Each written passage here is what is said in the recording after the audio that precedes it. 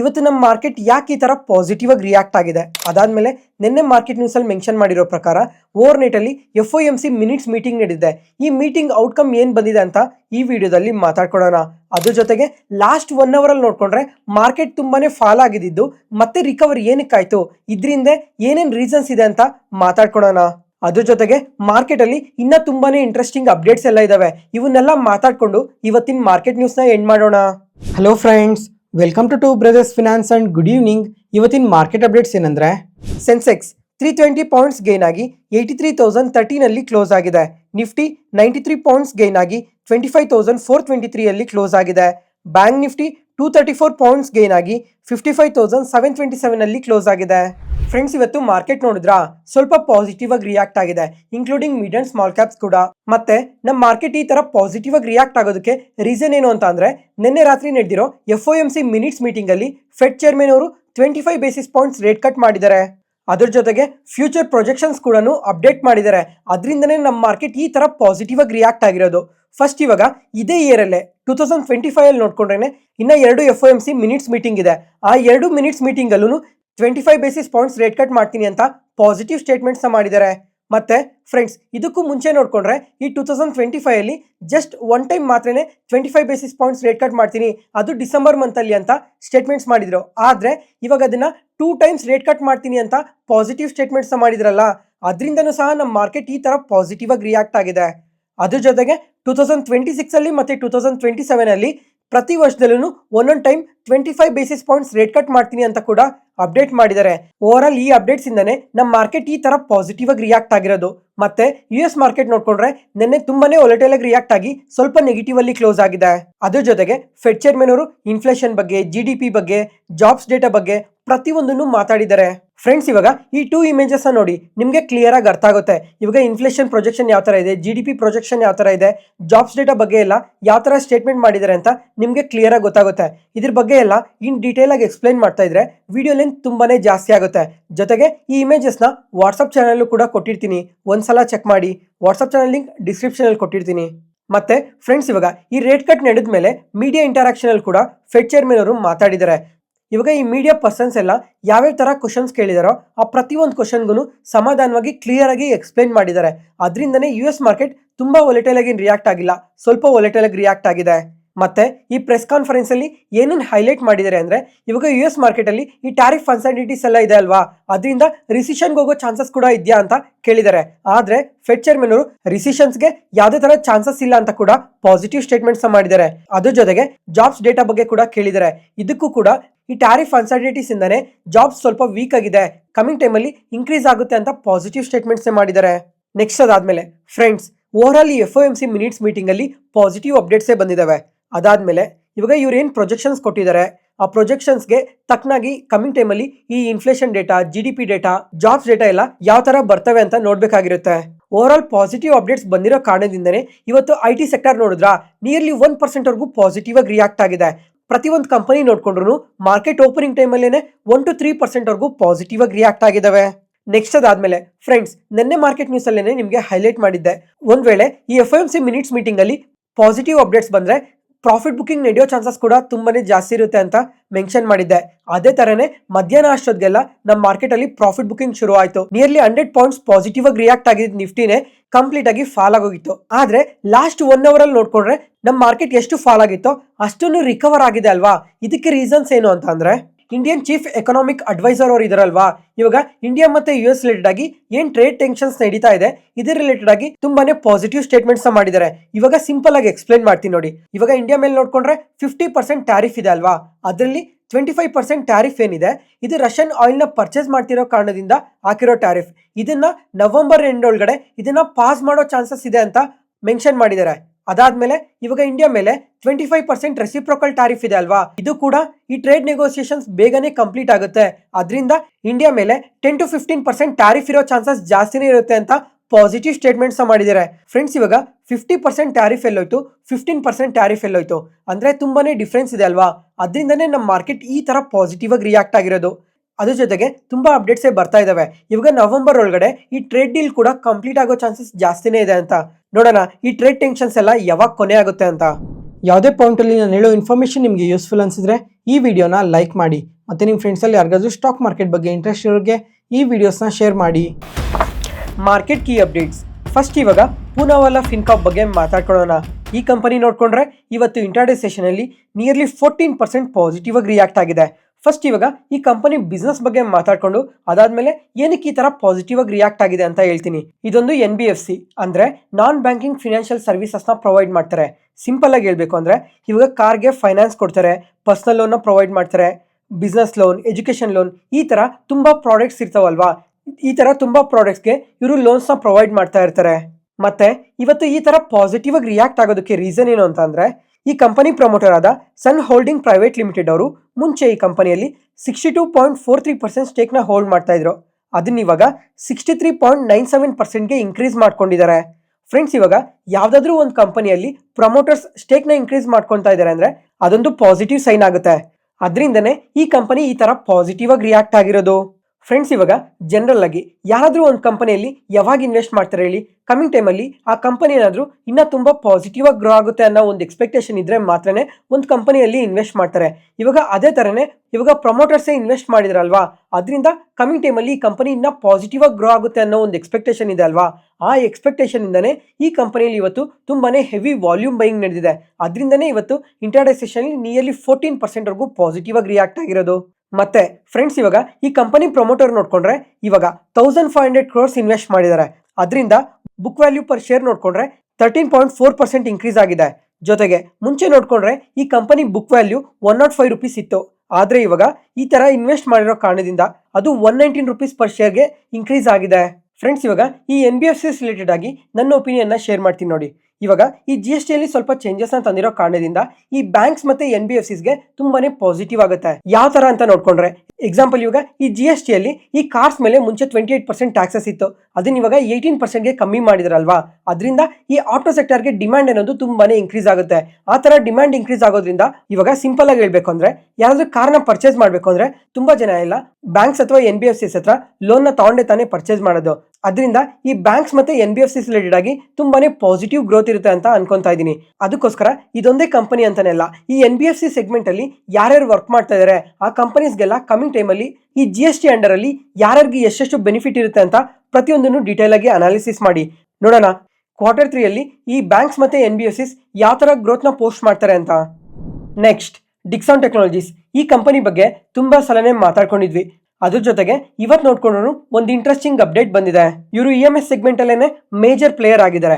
ಇವಾಗ EMS ಅಂದ್ರೆ electronic manufacturing services ನ ಪ್ರೊವೈಡ್ ಮಾಡ್ತಾ ಇರ್ತಾರೆ. ಯಾವ್ಯಾವ ಪ್ರಾಡಕ್ಟ್ಸ್ಗೆ ಅಂತ ನೋಡ್ಕೊಂಡ್ರೆ consumer electronics, lighting, home appliances, camera, television, mobile phones, ಈ ತರ ತುಂಬಾನೇ ಎಲೆಕ್ಟ್ರಾನಿಕ್ ಗ್ಯಾಜೆಟ್ಸ್ಗೆಲ್ಲ ಇವರು ಎಲೆಕ್ಟ್ರಾನಿಕ್ ಮ್ಯಾನುಫ್ಯಾಕ್ಚರಿಂಗ್ ಸರ್ವಿಸಸ್ ನ ಪ್ರೊವೈಡ್ ಮಾಡ್ತಾ ಇರ್ತಾರೆ. ಅದ್ರ ಭಾಗವಾಗಿ ಕುಂಚಾನ್ ಕ್ಯೂಟೆಕ್ ಮೈಕ್ರೋ ಎಲೆಕ್ಟ್ರಾನಿಕ್ಸ್ ಅನ್ನೋ ಕಂಪನಿಯಲ್ಲಿ 51% ಸ್ಟೇಕ್ ನ ಅಕ್ವೈರ್ ಮಾಡಿದ್ದಾರೆ 553 crores-ಗೆ.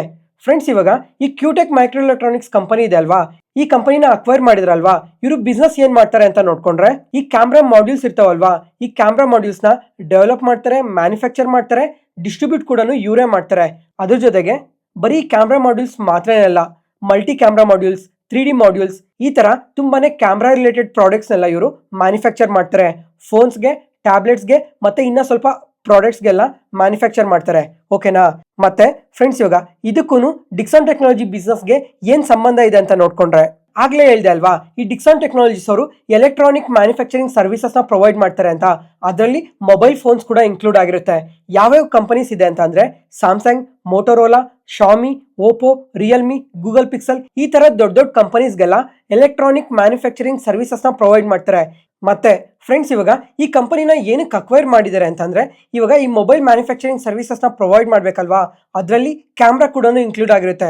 ಇವಾಗ ಡಿಕ್ಸಾನ್ ಟೆಕ್ನಾಲಜೀಸ್ ಅವರು ಈ ಕ್ಯಾಮ್ರಾ ಮಾಡ್ಯೂಲ್ಸ್ ನೆಲ್ಲ ಬೇರೆ ಬೇರೆ ಕಂಪ್ನೀಸ್ ಇಂದ ಎಲ್ಲ ಇಂಪೋರ್ಟ್ ಮಾಡ್ಕೊಂತಾ ಇದ್ರು. ಅದರಿಂದ ಅದ್ರ ಕಾಸ್ಟ್ ಅನ್ನೋದು ತುಂಬಾನೇ ಇನ್ಕ್ರೀಸ್ ಆಗ್ತಾ ಇತ್ತು. ಅದಕ್ಕೋಸ್ಕರನೇ ಇವಾಗ ಈ ತರ ಕ್ಯಾಮ್ರಾ ಮಾಡ್ಯೂಲ್ ನ ಮ್ಯಾನುಫ್ಯಾಕ್ಚರ್ ಮಾಡೋ ಕಂಪನಿನೇ ಅಕ್ವೈರ್ ಮಾಡಿದ್ರಲ್ವಾ, ಇದರಿಂದ ಈ ಡಿಕ್ಸಾನ್ ಟೆಕ್ನಾಲಜೀಸ್ ಅವ್ರಿಗೆ ತುಂಬಾನೇ ಪಾಸಿಟಿವ್ ಆಗುತ್ತೆ. ಬೇರೆ ಕಂಪನಿ ಮೇಲೆ ಡಿಪೆಂಡ್ ಆಗೋ ಅವಶ್ಯಕತೆ ಇರಲ್ಲ, ಅವ್ರದೇ ಕಂಪನಿ ಇರುತ್ತೆ, ಜೊತೆಗೆ ಸ್ವಲ್ಪ ಕಾಸ್ಟ್ ಕೂಡ ಕಮ್ಮಿ ಆಗೋ ಚಾನ್ಸಸ್ ಕೂಡ ಇರುತ್ತೆ. ಅದರಿಂದ ಈ ಡಿಕ್ಸಾನ್ ಟೆಕ್ನಾಲಜೀಸ್ ಅವ್ರಿಗೆ ಮಾರ್ಜಿನ್ಸ್ ತುಂಬಾನೇ ಇಂಪ್ರೂವ್ ಆಗುತ್ತೆ ಅಂತ ಅನ್ಕೊಂತಾ ಇದ್ದೀನಿ. ನೋಡೋಣ ಕಮಿಂಗ್ ಕ್ವಾರ್ಟರ್ಸ್ ಅಲ್ಲಿ ಈ ಕಂಪನಿ ಯಾವ ತರ ಪರ್ಫಾರ್ಮ್ ಮಾಡುತ್ತೆ ಅಂತ. ಮತ್ತೆ ಫ್ರೆಂಡ್ಸ್, ಇವಾಗ ಈ ಡಿಕ್ಸಾನ್ ಟೆಕ್ನಾಲಜೀಸ್ ಅವರು ಇದೊಂದೇ ಕಂಪನಿ ಅಂತಾನೆ ಅಲ್ಲ, ಈ ರೀಸೆಂಟ್ ಟೈಮಲ್ಲೇ ತುಂಬಾ ಕಂಪನೀಸ್ನೇ ಅಕ್ವೈರ್ ಮಾಡಿದ್ದಾರೆ. ಇದನ್ನ ಲಾಸ್ಟ್ 6 to 8 ಮಂತ್ಸ್ ಇಂದ ಮಾತಾಡ್ಕೊಂತಾನೆ ಬರ್ತಾ ಇದ್ವಿ. ಜೊತೆಗೆ ಲಾಸ್ಟ್ 6 ಮಂತ್ಸ್ ಅಲ್ಲಿ ನೋಡ್ಕೊಂಡ್ರೆ ಈ ಕಂಪನಿ ಎಬೋ 30% ರ್ಯಾಲಿ ಆಗಿದೆ. ನೋಡೋಣ ಇನ್ನ ಕಮಿಂಗ್ ಟೈಮಲ್ಲಿ ಈ ಎಲೆಕ್ಟ್ರಾನಿಕ್ ಮ್ಯಾನುಫ್ಯಾಕ್ಚರಿಂಗ್ ಸೆಗ್ಮೆಂಟ್ ಇನ್ನ ಯಾವ ತರ ಗ್ರೋ ಆಗುತ್ತೆ ಅಂತ. ನೆಕ್ಸ್ಟ್ ಅದಾದ್ಮೇಲೆ ಫ್ರೆಂಡ್ಸ್, ಇವಾಗ ಲಾಸ್ಟ್ ಇಯರ್ ಇದೇ ಟೈಮಲ್ಲೇ ನಿಫ್ಟಿ ಎಲ್ಲಿ ಟ್ರೇಡ್ ಆಗ್ತಾ ಇತ್ತೋ ಇವಾಗೂ ಸಹ ಅಲ್ಲೇ ಟ್ರೇಡ್ ಆಗ್ತಾ ಇದೆ. ಇವಾಗ ಲಾಸ್ಟ್ ಇಯರ್ ನೋಡ್ಕೊಂಡ್ರೆ 25,400 ಅಲ್ಲಿ ಟ್ರೇಡ್ ಆಗ್ತಾ ಇದ್ದಿದ್ದು ನಿಫ್ಟಿ. ಈ ವರ್ಷ ಸೇಮ್ ಡೇಟ್ ಅಲ್ಲಿ ನೋಡ್ಕೊಂಡ್ರು 25,300 ಅಲ್ಲಿ ಟ್ರೇಡ್ ಆಗ್ತಾ ಇದೆ. ಇವಾಗ ಲಾಸ್ಟ್ 1 year ಅಲ್ಲಿ ನಿಫ್ಟಿ ನೋಡ್ಕೊಂಡ್ರೆ ಯಾವುದೇ ತರ ರಿಟರ್ನ್ಸ್ ಕೊಟ್ಟಿಲ್ಲ. ಅದಾದ್ಮೇಲೆ ಒಂದ್ಸಲ ಈ ಇಮೇಜ್ ನ ನೋಡಿ. ಇವಾಗ BSE ಮಾರ್ಕೆಟ್ ಕ್ಯಾಪ್ ನೋಡ್ಕೊಂಡ್ರೆ ಆಲ್ ಟೈಮ್ ಗೆ 2% ಹತ್ತಿರದಲ್ಲಿದೆ. ಅಂದ್ರೆ ಲಾಸ್ಟ್ ಇಯರ್ ಇದೇ ಟೈಮ್ ಸೆಪ್ಟೆಂಬರ್ ಮಂತ್ ಅಲ್ಲಿ ನೋಡ್ಕೊಂಡ್ರೆ BSE ಮಾರ್ಕೆಟ್ ಕ್ಯಾಪ್ ಎಷ್ಟಿತ್ತು ಗೊತ್ತಾ? 477 ಲಕ್ಷ ಕೋಟಿ ಇತ್ತು. ಅಲ್ಲಿಂದ ಮಾರ್ಕೆಟ್ ತುಂಬಾನೇ ಕರೆಕ್ಟ್ ಆಗ್ತಾ ಬಂತು. ಅಂದ್ರೆ ಎಕ್ಸಾಂಪಲ್, ಇವಾಗ ನಿಫ್ಟಿ ನೋಡ್ಕೊಂಡ್ರೆ ಆಲ್ ಟೈಮ್ ಐಸ್ ಎಷ್ಟಿತ್ತು ಹೇಳಿ? 26,200 ವರ್ಗೂ ಆಲ್ ಟೈಮ್ ಐಸ್ ಇತ್ತು. ಅಲ್ಲಿಂದ 22,000 ವರ್ಗು ಕರೆಕ್ಟ್ ಆಗಿದೆ ಅಲ್ವಾ ಮಾರ್ಕೆಟ್? ಅಂದ್ರೆ April 7th ವರ್ಗು ಕರೆಕ್ಟ್ ಆಗ್ತಾನೆ ಬಂದಿದೆ. ಈ ಟೈಮಲ್ಲಿ ಮಾರ್ಕೆಟ್ ಕ್ಯಾಪ್ ಎಷ್ಟು ಡ್ರಾಪ್ ಆಗಿದೆ ಅಂತ ನೋಡ್ಕೊಂಡ್ರೆ 477 ಲಕ್ಷ ಕೋಟಿಯಿಂದ 384 ಲಕ್ಷ ಕೋಟಿಗೆ ಫಾಲ್ ಆಗಿದೆ. ಅಂದ್ರೆ ಸುಮಾರು 93 ಲಕ್ಷ ಕೋಟಿ ಮಾರ್ಕೆಟ್ ಕ್ಯಾಪ್ ಕಮ್ಮಿ ಆಗಿದೆ. ಇವಾಗ ಈ ಇಮೇಜ್ ಏನ್ ಕಾಣ್ತಾ ಇದೆ? ಈ ಇಮೇಜ್ ನೋಡಿದ್ರೆ ಇದು BSE. ಇವಾಗ BSE ಇದೆ ಅಲ್ವಾ? ಈ BSE ಅಲ್ಲಿ ಎಷ್ಟು ಕಂಪನೀಸ್ ಲಿಸ್ಟ್ ಆಗಿದಾವೋ ಅಷ್ಟು ಕಂಪನೀಸ್ ನ ಮಾರ್ಕೆಟ್ ಕ್ಯಾಪ್ ಇದು. ಇವಾಗ BSE ಅಲ್ಲಿ ಎಷ್ಟು ಕಂಪನೀಸ್ ಇದಾವೆ ಅಂತ ನೋಡ್ಕೊಂಡ್ರೆ ಸುಮಾರು 5,767 ಕಂಪನಿ BSE ಅಲ್ಲಿ ಲಿಸ್ಟ್ ಆಗಿದಾವೆ. ಅದ್ರ ಟೋಟಲ್ ಮಾರ್ಕೆಟ್ ಕ್ಯಾಪ್ ನೋಡ್ಕೊಂಡ್ರೆ 465 ಲಕ್ಷ ಕೋಟಿ ಇದೆ. ಇವಾಗ ಈ ಏಪ್ರಿಲ್ ಅಂದ್ರೆ ಒಂದ್ಸಲ ಇಲ್ಲಿ ನೋಡಿ, 384 ಲಕ್ಷ ಕೋಟಿಗೆ ಫಾಲ್ ಆಗಿದ್ದು ಈ ಲಾಸ್ಟ್ 6 ಮಂತ್ಸ್ ಏನಿದೆ, ಈ ಲಾಸ್ಟ್ 6 ಮಂತ್ಸ್ ಅಲ್ಲೇನೆ ಕಂಪ್ಲೀಟ್ ಆಗಿ ರಿಕವರ್ ಆಗಿ ಇವಾಗ 464 ಲಕ್ಷ ಕೋಟಿಗೆ ರೀಚ್ ಆಗಿದೆ ಮಾರ್ಕೆಟ್ ಕ್ಯಾಪ್. BSE ಯ ಎಲ್ಲಾ ಕಂಪನಿಯ ಮಾರ್ಕೆಟ್ ಕ್ಯಾಪ್ 464 ಲಕ್ಷ ಕೋಟಿಗೆ ರೀಚ್ ಆಗಿದೆ. ಫ್ರೆಂಡ್ಸ್, ಇವಾಗ ನಮ್ಮ ಮಾರ್ಕೆಟ್ ನೋಡ್ಕೊಂಡ್ರೆ ಎಷ್ಟು ಫಾಲ್ ಆಗಿತ್ತು ಅಷ್ಟೂ ರಿಕವರ್ ಆಗ್ತಾ ಬಂದಿದೆ ಅಲ್ವಾ? ಅದರಿಂದ ಇನ್ವೆಸ್ಟರ್ ಸೆಂಟಿಮೆಂಟ್ ಕೂಡ ತುಂಬಾನೇ ಪಾಸಿಟಿವ್ ಆಗಿ ರಿಯಾಕ್ಟ್ ಆಗಿರೋ ಕಾರಣದಿಂದ ಮಾರ್ಕೆಟ್ ಅಲ್ಲಿ ಮತ್ತೆ ಎಲ್ಲರನ್ನು ಇನ್ವೆಸ್ಟ್ ಮಾಡ್ತಾ ಇದ್ದಾರೆ. ಅದರಿಂದ ಮಾರ್ಕೆಟ್ ಕೂಡ ಈ ತರ ಪಾಸಿಟಿವ್ ಆಗಿ ರಿಯಾಕ್ಟ್ ಆಗ್ತಾ ಇದೆ. ಮತ್ತೆ ಫ್ರೆಂಡ್ಸ್, ಇವಾಗ ಯಾರಾದ್ರೂ ಮಾರ್ಕೆಟ್ ಇದೇ ತರನೇ ಕಂಟಿನ್ಯೂ ಆಗ್ತಾ ಇರುತ್ತೆ ಮತ್ತೆ ನಾವು ಇನ್ವೆಸ್ಟ್ ಮಾಡ್ಬೋದಾ ಅಂತ ಯೋಚನೆ ಮಾಡೋರು ಒಂದ್ಸಲ ಈ 2 ಡೇಟಾ ಪಾಯಿಂಟ್ಸ್ ನ ನೆನ್ಪಿಟ್ಕೊಳ್ಳಿ. ಒಂದೇದೇನು ಅಂತಂದ್ರೆ US ಮತ್ತೆ ಇಂಡಿಯಾ ಈ 2 ಕಂಟ್ರೀಸ್ ಮಧ್ಯ ಈ ಟ್ರೇಡ್ ಡೀಲ್ ಕಂಪ್ಲೀಟ್ ಆಗೋವರೆಗೂ ಮಾರ್ಕೆಟ್ ಅಲ್ಲಿ ಸ್ವಲ್ಪ ಟೆನ್ಷನ್ ಇದ್ದೇ ಇರುತ್ತೆ. ಒಂದ್ ವೇಳೆ ಕಮಿಂಗ್ ವೀಕ್ ಅಲ್ಲಿ ಆದ್ರೂ ಅಥವಾ ವಿತಿನ್ 1 ಮಂತ್ ಅಲ್ಲಿ ಆದ್ರೂ ಈ ಟ್ರೇಡ್ ಡೀಲ್ ಕಂಪ್ಲೀಟ್ ಆದ್ರೆ ಈ 2 ಕಂಟ್ರೀಸ್ ಮಧ್ಯ ಅದು ನಮ್ಮ ಮಾರ್ಕೆಟ್ಗೆ ಪಾಸಿಟಿವ್ ಆಗುತ್ತೆ. ಶಾರ್ಟ್ ಟರ್ಮ್ ಅಲ್ಲಿ ಮಾರ್ಕೆಟ್ ಇನ್ನ ಪಾಸಿಟಿವ್ ಆಗಿ ರಿಯಾಕ್ಟ್ ಆಗೋ ಚಾನ್ಸಸ್ ಕೂಡ ಜಾಸ್ತಿನೇ ಇರುತ್ತೆ. ಎಕ್ಸಾಂಪಲ್, ಇವಾಗ ಇವತ್ತು ನಾಳೆನೋ ಟ್ರೇಡ್ ಡೀಲ್ ಕಂಪ್ಲೀಟ್ ಆಯ್ತು ಅಂತ ಅನ್ಕೊಳ್ಳಿ. ಟ್ರೇಡ್ ಡೀಲ್ ಕಂಪ್ಲೀಟ್ ಆದ್ರೆ ನಾಳೆನೆ ಇನ್ನೊಂದು 500 ಅಥವಾ 1000 ಪಾಯಿಂಟ್ಸ್ ಪಾಸಿಟಿವ್ ಆಗಿ ರಿಯಾಕ್ಟ್ ಆಗೋ ಚಾನ್ಸಸ್ ಜಾಸ್ತಿನೇ ಇದೆ. ಯಾಕಂದ್ರೆ US ಹತ್ರ ನಾವು ಎಷ್ಟು ಬಿಸ್ನೆಸ್ ಮಾಡ್ತಾ ಇದೀವಿ ಅಂತ ನೋಡ್ಕೊಂಡ್ರೆ ಸುಮಾರು ಪ್ರತಿ ವರ್ಷ 8,000 ಕೋಟಿ ಬಿಸ್ನೆಸ್ ನ ಮಾಡ್ತೀವಿ. ಅದರಿಂದ ನಮ್ಮ ಕಂಪನೀಸ್ಗೆ ಇದು ತುಂಬಾನೇ ಎಫೆಕ್ಟ್ ಮಾಡುತ್ತೆ. ಟ್ರೇಡ್ ಡೀಲ್ ಕಂಪ್ಲೀಟ್ ಆದ್ರೆ ಅದು ನಮ್ಮ ಮಾರ್ಕೆಟ್ಗೆ ತುಂಬಾನೇ ಪಾಸಿಟಿವ್ ಆಗುತ್ತೆ. ಇದೊಂದು ಪಾಯಿಂಟ್ ನ ನೆನ್ಪಿಟ್ಕೊಳ್ಳಿ. ಅದಾದ್ಮೇಲೆ ಎರಡನೇ ಟ್ರಿಗರ್ ಪಾಯಿಂಟ್ ಏನು ಮಾರ್ಕೆಟ್ಗೆ ಅಂತ ನೋಡ್ಕೊಂಡ್ರೆ ಈ Q2 ರಿಸಲ್ಟ್ಸ್. ಈ Q2 ರಿಸಲ್ಟ್ಸ್ ಏನಿದೆ ಇದು ನಮ್ಮ ಮಾರ್ಕೆಟ್ಗೆ ತುಂಬಾನೇ ಇಂಪಾರ್ಟೆಂಟ್ ಆಗಿರುತ್ತೆ. ಇವಾಗ ಲಾಸ್ಟ್ ಇಯರ್ ನಮ್ಮ ಮಾರ್ಕೆಟ್ ಕರೆಕ್ಟ್ ಆಗೋದಕ್ಕೆ ಮೇನ್ ರೀಸನ್ ಕೂಡ ಇದೇ ಆಗಿದೆ. ಈ Q2 ಅಲ್ಲಿ ಮೋಸ್ಟ್ ಆಫ್ ದ ಕಂಪನೀಸ್ ಎಲ್ಲ ವೀಕ್ ರಿಸಲ್ಟ್ಸ್ ನ ಪೋಸ್ಟ್ ಮಾಡಿದ್ರು. ಜೊತೆಗೆ ವ್ಯಾಲ್ಯೂಷನ್ ಕನ್ಸರ್ನ್ ಇತ್ತು. ಈ 2 ರೀಸನ್ಸ್ ಇಂದ ಮಾರ್ಕೆಟ್ ತುಂಬಾನೇ ಕರೆಕ್ಟ್ ಆಯ್ತಲ್ವಾ? ಅದಕ್ಕೋಸ್ಕರ ರಿಪೀಟ್ ಆಗೋ ಚಾನ್ಸಸ್ ಕೂಡ ಜಾಸ್ತಿನೇ ಇರುತ್ತೆ. ಈ Q2 ಅಲ್ಲಿ ತುಂಬಾ ಕಂಪನೀಸ್ ಎಲ್ಲ ಬೆಟರ್ ರಿಸಲ್ಟ್ಸ್ ನ ಪೋಸ್ಟ್ ಮಾಡಬೇಕು. ಅವಾಗೇನೆ ಮಾರ್ಕೆಟ್ ಮತ್ತೆ ಇನ್ನ ಪಾಸಿಟಿವ್ ಆಗಿ ರಿಯಾಕ್ಟ್ ಆಗೋದು. ಇವಾಗ ಈ 2 ಡೇಟಾ ಪಾಯಿಂಟ್ಸ್ ಮೇಲೆನೆ ಕಮಿಂಗ್ ಟೈಮ್ ಅಲ್ಲಿ ಮಾರ್ಕೆಟ್ ಯಾವ ತರ ಪರ್ಫಾರ್ಮ್ ಮಾಡಬೇಕು ಅನ್ನೋದು ಡಿಪೆಂಡ್ ಆಗಿರುತ್ತೆ. ಅದಕ್ಕೋಸ್ಕರ ಮಾರ್ಕೆಟ್ ಕಮಿಂಗ್ ಟೈಮ್ ಅಲ್ಲಿ ಏನಾದ್ರೂ ಫಾಲ್ ಆದ್ರೂ ಸಹ ನೀವು ಸ್ವಲ್ಪ ಕ್ಯಾಶ್ ನ ಹೋಲ್ಡ್ ಮಾಡ್ತಾ ಇರಿ. ಅದರಿಂದ ಮಾರ್ಕೆಟ್ ಫಾಲ್ ಆದ್ರೆ ನೀವು ಕಮಿಂಗ್ ಟೈಮ್ ಅಲ್ಲಿ ಇನ್ವೆಸ್ಟ್ ಮಾಡಬಹುದು. ನೆಕ್ಸ್ಟ್ ಅದಾದ್ಮೇಲೆ ವಿಕ್ರಮ್ ಸೋಲಾರ್ ಈ ಕಂಪನಿ ಬಗ್ಗೆ ಈ ರೀಸೆಂಟ್ ಟೈಮ್ ಅಲ್ಲೇ ತುಂಬಾ ಸಲ ಮಾತಾಡ್ಕೊಂಡಿದ್ವಿ. IPO ಬಂದಾಗೂ ಮಾತಾಡ್ಕೊಂಡಿದ್ವಿ. ಅದಾದ್ಮೇಲೆ Q1 ರಿಸಲ್ಟ್ಸ್ ನ ಪೋಸ್ಟ್ ಮಾಡಿದ್ರಲ್ವಾ ಲಾಸ್ಟ್ ವೀಕ್, ಆ ಟೈಮ್ ಅಲ್ಲೂ ಮಾತಾಡ್ಕೊಂಡಿದ್ವಿ. ಮತ್ತೆ ಇವತ್ತು ನೋಡ್ಕೊಂಡ್ರೆ ಇಂಟ್ರಾಡೇ ಸೆಷನ್ ಅಲ್ಲಿ ಎಬೋ 2% ಫಾಲ್ ಆಗಿದೆ. ಅದ್ರ ಜೊತೆಗೆ ಲಾಸ್ಟ್ 1 ವೀಕ್ ಅಲ್ಲಿ ನೋಡ್ಕೊಂಡ್ರೆ ಎಬೋ 10% ಫಾಲ್ ಆಗಿದೆ. ಯಾಕೆ ಈ ಕಂಪನಿ ಈ ತರ ಫಾಲ್ ಆಗಿದೆ ಅಂತ ನೋಡ್ಕೊಂಡ್ರೆ ಈ Q1 ಅಲ್ಲಿ ತುಂಬಾನೇ ಒಳ್ಳೆ ರಿಸಲ್ಟ್ಸ್ ನ ಪೋಸ್ಟ್ ಮಾಡಿದ್ರು. ಅದರಿಂದ 2 ಡೇಸ್ ಅಲ್ಲೇನೆ ಎಬೋ 15 to 16% ವರೆಗೂ ಪಾಸಿಟಿವ್ ಆಗಿ ರಿಯಾಕ್ಟ್ ಆಗಿತ್ತು. ಅದರಿಂದ ಈ ಕಂಪನಿಯಲ್ಲಿ ಪ್ರಾಫಿಟ್ ಬುಕಿಂಗ್ ನಡೀತಾ ಇದೆ. ಅದ್ರ ಜೊತೆಗೆ ಇವತ್ತು ನೋಡ್ಕೊಂಡ್ರೆ 2% ಫಾಲ್ ಆಗಿದೆ ಅಲ್ವಾ? ಇದಕ್ಕೆ ರೀಸನ್ ಏನು ಅಂತ ನೋಡ್ಕೊಂಡ್ರೆ ಈ ಕಂಪನಿ ಪ್ರಮೋಟರ್ಸ್ ಇದಾರಲ್ವಾ, ಇವಾಗ ಇವ್ರ ಹತ್ರ ನೋಡ್ಕೊಂಡ್ರೆ ಈ ಕಂಪನಿಯಲ್ಲಿ 63% ಹೋಲ್ಡಿಂಗ್ ಇದೆ. ಆ 63% ಹೋಲ್ಡಿಂಗ್ ಅಲ್ಲಿ 30% ನ ಪ್ಲೆಡ್ಜ್ ಮಾಡ್ತೀವಿ ಅಂತ ಅಪ್ಡೇಟ್ ಮಾಡಿದ್ದಾರೆ. ಸರಿ, ಇವಾಗ ಪ್ಲೆಡ್ಜ್ ಏನಕ್ಕೆ ಮಾಡ್ತಾ ಇದ್ದಾರೆ ಅಂತ ನೋಡ್ಕೊಂಡ್ರೆ ಈ ವರ್ಕಿಂಗ್ ಕ್ಯಾಪಿಟಲ್ಗೆ ಈ ಡೇ ಟು ಡೇ ಆಕ್ಟಿವಿಟಿಗೋಸ್ಕರ ಪ್ಲೆಡ್ಜ್ ಮಾಡ್ತಾ ಇದೀವಿ ಅಂತ ಅಪ್ಡೇಟ್ ಮಾಡಿದ್ದಾರೆ. ಫ್ರೆಂಡ್ಸ್, ಇವಾಗ ಯಾವುದೇ ಒಂದು ಕಂಪನಿಯಲ್ಲಾಗಲಿ ಜಸ್ಟ್ ವರ್ಕಿಂಗ್ ಕ್ಯಾಪಿಟಲ್ಗೋಸ್ಕರ ನಾವು ಶೇರ್ಸ್ನ ಪ್ಲಡ್ಜ್ ಮಾಡ್ತೀವಿ ಅಂತ ಅಪ್ಡೇಟ್ ಬಂತು ಅಂದರೆ ಅದೊಂದು ನೆಗೆಟಿವ್ ಅಪ್ಡೇಟ್ ಆಗುತ್ತೆ. ಯಾಕಂದರೆ ಡೇ ಟು ಡೇ ಆಕ್ಟಿವಿಟಿಗೆ ಕಂಪನಿ ಹತ್ರ ದುಡ್ಡಿಲ್ಲ ಅಂತಂದರೆ ಇನ್ನು ಪ್ರೊಡಕ್ಷನ್ ಯಾವ ಥರ ಮಾಡ್ತಾರೆ, ಎಕ್ಸಿಕ್ಯೂಟ್ ಯಾವ ಥರ ಮಾಡ್ತಾರೆ ಅಂತ ನೋಡಬೇಕಾಗಿರುತ್ತೆ. ಅದ್ರ ಜೊತೆಗೆ ಇವಾಗ ಕಮಿಂಗ್ ಟೈಮಲ್ಲಿ ನೋಡಬೇಕು, ಇವಾಗ ಶೇರ್ಸ್ನೇನೋ ಪ್ಲಡ್ಜ್ ಮಾಡಿದಾರಲ್ವಾ, ಅದರಿಂದ ಬಿಸ್ನೆಸ್ನೇನಾದರೂ ಡೆವಲಪ್ ಮಾಡ್ತಾರಾ, ಕಮಿಂಗ್ ಟೈಮಲ್ಲಿ ಏನಾದರೂ ಗ್ರೋತ್ ಕಾಣಿಸುತ್ತಾ ಅಂತ. ಒಂದ್ ವೇಳೆ ಗ್ರೋತ್ ಏನಾದ್ರೂ ಕಾಣಿಸಿದ್ರೆ ಅದು ಈ ಕಂಪನಿಗೆ ತುಂಬಾನೇ ಪಾಸಿಟಿವ್ ಆಗುತ್ತೆ. ಅದ್ರ ಜೊತೆಗೆ ಈ ಕಂಪನಿ IPO ಬಂದಿರೋ ಟೈಮಲ್ಲೇನೆ ಈ ಕಂಪನಿ ಬಿಸ್ನೆಸ್ ಬಗ್ಗೆ ಕಂಪ್ಲೀಟ್ ಆಗಿ ಮಾತಾಡ್ಕೊಂಡಿದ್ವಿ. ಬಿಸ್ನೆಸ್ ಮಾತ್ರ ತುಂಬಾನೇ ಚೆನ್ನಾಗಿದೆ. ಅದ್ರ ಜೊತೆಗೆ ಈ ಕಂಪನಿಯಲ್ಲಿ ಡೆಟ್ ನೋಡ್ಕೊಂಡ್ರು ತುಂಬಾನೇ ಕಮ್ಮಿ ಇದೆ. ನೋಡೋಣ ಕಮಿಂಗ್ ಕ್ವಾರ್ಟರ್ಸ್ ಅಲ್ಲಿ ಇವ್ರನ್ನ ಯಾವ ತರ ಗ್ರೋ ಆಗ್ತಾರೆ ಅಂತ. ನೆಕ್ಸ್ಟ್ ಅದಾದ್ಮೇಲೆ ಇದೇ ಸೆಗ್ಮೆಂಟ್ ಅಲ್ಲಿ ವರ್ಕ್ ಮಾಡೋ ಇವತ್ತು ವಾರ ಎನರ್ಜೀಸ್ ಮತ್ತೆ ಪ್ರೀಮಿಯರ್ ಎನರ್ಜೀಸ್ ನೋಡಿದ್ರಾ, ಈ ಎರಡು ಕಂಪನೀಸ್ ನೋಡ್ಕೊಂಡ್ರು ಎಬೋ 2% ಫಾಲ್ ಆಗಿದೆ. ಇವಾಗ ರೀಸೆಂಟ್ ಟೈಮಲ್ಲಿ ವಾರ ಎನರ್ಜೀಸ್ ನೋಡ್ಕೊಂಡ್ರೆ ತುಂಬಾನೇ ಪಾಸಿಟಿವ್ ಆಗಿ ಗ್ರೋ ಆಗಿತ್ತು. ಇವತ್ತು ಈ ಎರಡು ಕಂಪನೀಸ್ಗೆ ಸೆಕ್ಯೂರಿಟೀಸ್ ಅವರು ಬೈ ರೇಟಿಂಗ್ನೇ ಕೊಟ್ಟಿದ್ರು. ಆದ್ರೂ ಸಹ ಇವತ್ತು ಈ ಕಂಪನಿ ಶೇರ್ ಪ್ರೈಸ್ ನೆಗೆಟಿವ್ ಆಗಿ ರಿಯಾಕ್ಟ್ ಆಗಿದಾವೆ. ನೋಡೋಣ ಕಮಿಂಗ್ ಟೈಮಲ್ಲಿ ಈ ಸೋಲಾರ್ ಪ್ಯಾನೆಲ್ ರಿಲೇಟೆಡ್ ಆಗಿ ಯಾರ್ಯಾರು ವರ್ಕ್ ಮಾಡ್ತಾ ಇದಾರೋ ಈ ಕಂಪನೀಸ್ ಎಲ್ಲ ಯಾವ ತರ ಗ್ರೋ ಆಗ್ತವೆ ಅಂತ. ನೆಕ್ಸ್ಟ್ ಅದಾದ್ಮೇಲೆ ಕೊಚ್ಚಿನ್ ಶಿಪ್ ಯಾರ್ಡ್, ಈ ಕಂಪನಿ ಬಗ್ಗೆ ಕೂಡ ಒಂದು ಅಪ್ಡೇಟ್ ಬಂದಿದೆ. ಇವಾಗ ಈ ONGC ಕಂಪನಿ ಇದೆ ಅಲ್ವಾ, ಈ ONGC ಕಂಪನಿಯಿಂದ 200 crores ಆರ್ಡರ್ ಬಂದಿದೆ ಇವ್ರಿಗೆ. ಏನಕ್ಕೋಸ್ಕರ ಅಂತ ಅಂದ್ರೆ ಈ ರಿಪೇರ್ ಅಂಡ್ ಮೇಂಟೆನೆನ್ಸ್ ವರ್ಕ್ಗೋಸ್ಕರ ಅಂತ ಎಕ್ಸ್ಚೇಂಜ್ ಫೈಲಿಂಗ್ ಅಲ್ಲಿ ಅಪ್ಡೇಟ್ ಮಾಡಿದ್ದಾರೆ. ಅದರಿಂದ ಇವತ್ತು ಇಂಟರ್ಡೇ ಸೆಷನ್ ಅಲ್ಲಿ ಎಬೋ 1% ಪಾಸಿಟಿವ್ ಆಗಿ ರಿಯಾಕ್ಟ್ ಆಗಿದೆ. ಇವತ್ತಿಗೆ ಅಪ್ಡೇಟ್ಸ್ ಮುಗಿತು. ಈ ವಿಡಿಯೋ ಇಷ್ಟ ಆದರೆ ಲೈಕ್ ಮಾಡಿ, ಶೇರ್ ಮಾಡಿ, ಸಬ್ಸ್ಕ್ರೈಬ್ ಆಗಿ. ಮತ್ತೆ ನಾಳೆ ಹೊಸ ಸ್ಟಾಕ್ ಮಾರ್ಕೆಟ್ ನ್ಯೂಸ್ ಅನಾಲಿಸಿಸ್ ವಿಡಿಯೋಲಿ ಸಿಗೋಣ. ನಾನು ಹೇಳಿದ ಇನ್ಫಾರ್ಮೇಷನ್ ಅಲ್ಲಿ ಯಾವುದೇ ತರ ಡೌಟ್ ಇದ್ರೂ ಕಮೆಂಟ್ ಸೆಷನ್ ಅಲ್ಲಿ ಕಮೆಂಟ್ ಮಾಡಿ. ಪ್ರತಿಯೊಂದು ಕಮೆಂಟ್ಗೂ ರಿಪ್ಲೈ ಕೊಡ್ತೀನಿ. Thank you.